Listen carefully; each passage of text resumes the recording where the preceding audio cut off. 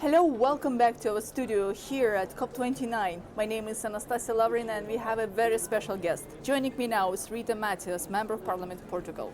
Warm welcome to our studio. Thank you so much for having me here this morning. Thank you so much. I can see that delegation from Portugal is quite active here at COP29, and even more, Portugal arrives with a revised and more ambitious national energy and climate plan.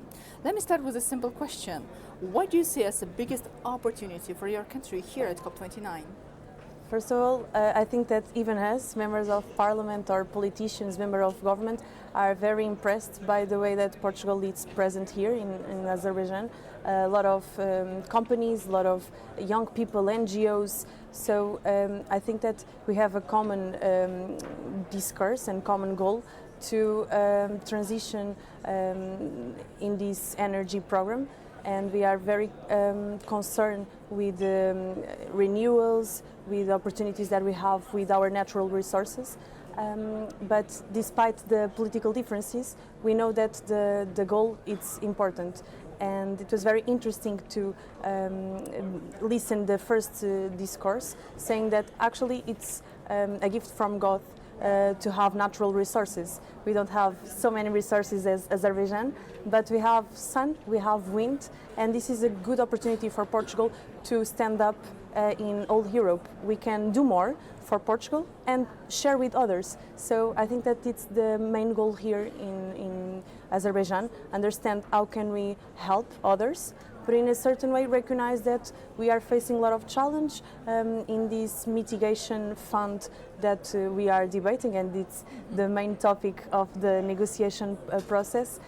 We as a country have a lot of responsibility, we have a lot of things to share, but we are facing a lot of challenge. We have a coast that is being fustigated with the sea high level growth. So we have to understand that to receive help, we have to be open to help the others. So I think that that's the common feeling that the delegation from Portugal have here, despite the difference that naturally we have.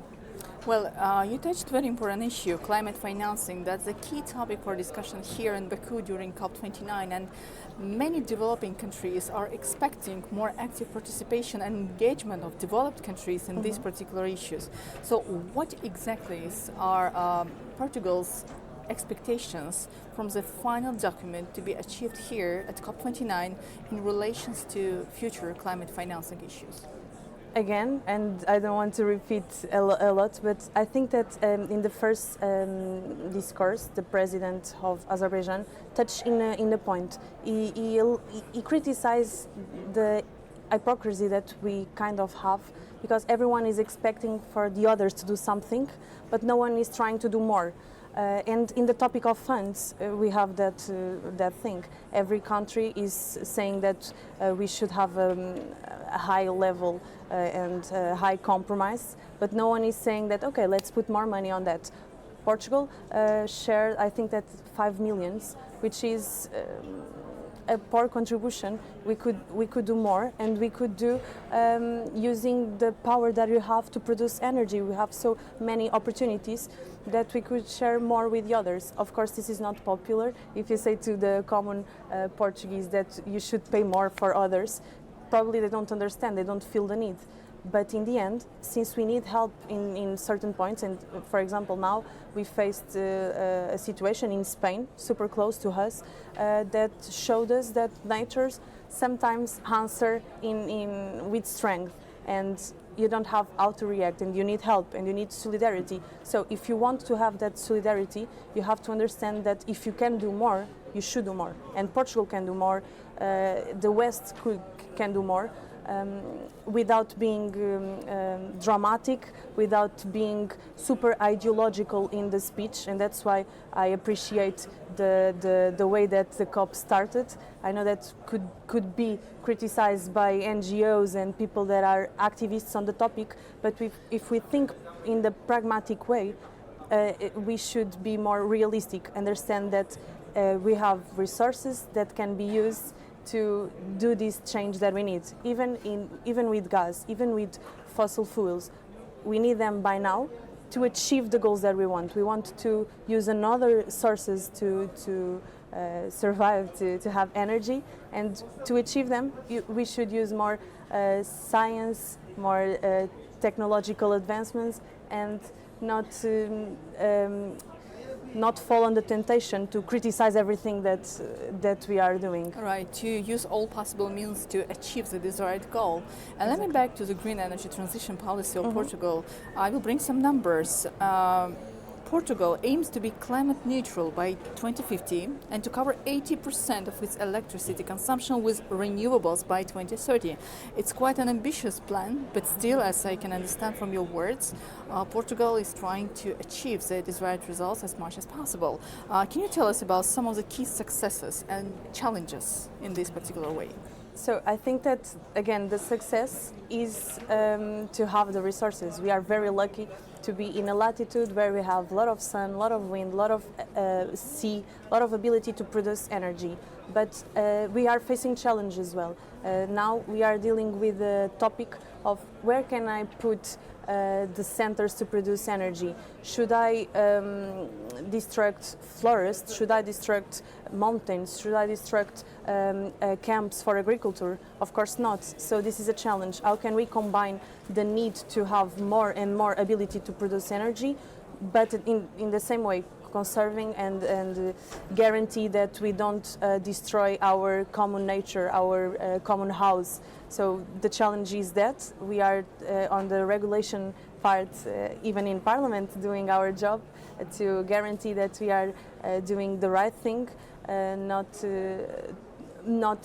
too much ambitious in the way that we forgot that we should preserve our common locals. It's very interesting to see how the common citizen answer to this challenge. Everyone wants to have more energy, but no one wants to have on their land. So there are a lot of interests in the table, and you should be very realistic, understanding that everyone have to do something, everyone have to lose a little bit of the comfort to guarantee that we can achieve. But if all of us do our part, we will achieve more and more things. So we are trying to do that by now.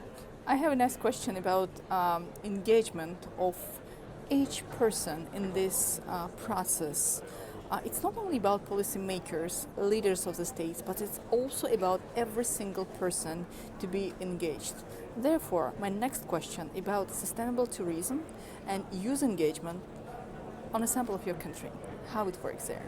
So I think that it's a very interesting question because we talk a lot about global issues, but everyone feels it in a local level. I feel it when I have a problem in my hometown. So we have to have answers in a local level, not to expect to have common topics, because the goals and the challenge in Azerbaijan are different from Portugal. But we can have local experience that can use. So Portugal now it's investing a lot in sustainable tourism, trying to conciliate. We are a country that live a lot with tourism. Tourism is very important for us to survive, to have economy strategical and growth.